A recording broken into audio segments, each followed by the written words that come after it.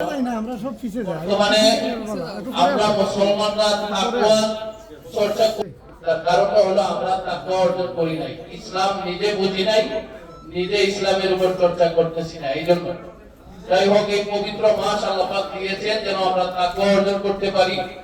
আর আজকের এই যে ইফতার মাহফিল যারা আয়োজন করেছেন সিটি অনলাইন প্রেস ক্লাব, এটা এমনিতেই ইফতার একটা মহামূল্যবান কাজ।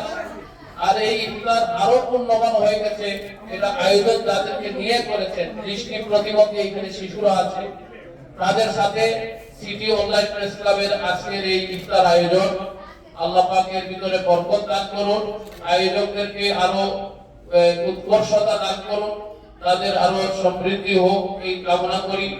আর আমরা এই রমজান মাসে এমন ভাবে আমল করি যেন আমরা নিজেরা পৃথিবীতে অশান্তি সৃষ্টি থেকে আমরা বিরত থাকতে পারি, আর সারা পৃথিবীর মানুষ যেন শান্তিময় পরিবেশে থাকতে পারে। আল্লাহ পাক এই পবিত্র রমজানে আমাদের আমলকে ওইভাবে কবুল করুন। সারা পৃথিবীতে আজকে বিশেষ করে মুসলমানরা খুব কঠিন পরিস্থিতির ভিতর দিয়ে যাচ্ছে। আল্লাহ তাআলা মুসলমানদের উপর রহম করুন।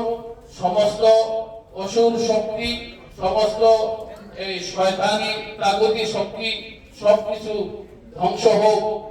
মানবতাবাদী মানুষ যারা পৃথিবীতে আছে তারাই বিজয়ী হোক, এই কামনা করি। আসসালামু আলাইকুম ওয়া রাহমাতুল্লাহ।